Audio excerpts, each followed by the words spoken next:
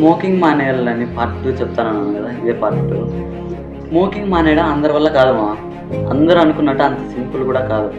కాకపోతే కొన్ని రూల్స్ పాటిస్తే సింపులే. మానేయడానికి మెయిన్ రీజన్ అంటే ఇంట్లో వాళ్ళని బాగా చూసుకోవాలన్నా, హెల్త్ కోసమా, లవర్ కోసమా, ఏదో ఒక మెయిన్ రీజన్ అనేది ఉంటే నువ్వు మోటివ్తో మానేయడానికి నీ అంతకు నువ్వే 100% ఎఫెక్ట్ ఇస్తావు. ఫస్ట్ థింగ్ నువ్వు చేయాల్సింది స్మోకింగ్ చేసే వాళ్ళని దూరం పెట్టేసాయి. స్మోకింగ్ అండ్ డ్రింకింగ్ చేసే వాళ్ళని దూరం పెట్టేసాయి.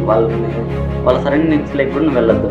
మళ్ళీ నువ్వు ఇప్పుడు పిలుస్తారు, అందరూ పిలిచిన వెంటనే వెళ్ళిపోతావు. బాగా గుర్తుండే ఉంటుంది.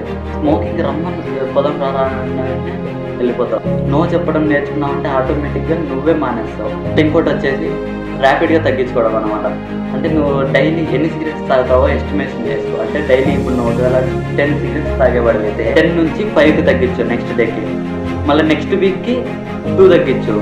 అంటే 2నే తాగు ఒక రోజుకి. మళ్ళీ మంత్కి 1 తాగు. మంత్ మొత్తం కలిపి 1 తాగు. మళ్ళీ మంత్ మొత్తం కలిపి 1 తాగినావంటే ఆ రోజు నుంచి నువ్వు మానేస్తావు అనమాట. తగ్గించుకుంటారా 10, 5, 2, 3 ఇట్లా డిక్రీజ్ చేసుకుంటారా రోజుకి. ఫ్రెండ్స్ని దూరం పెట్టి స్మోకింగ్ చేసే వాళ్ళని మెయిన్ థింగ్ ఇచ్చి అదే వాళ్ళని దూరం పెట్టేసినావంటే స్మోకింగ్ ఆటోమేటిక్గా మానేస్తావు.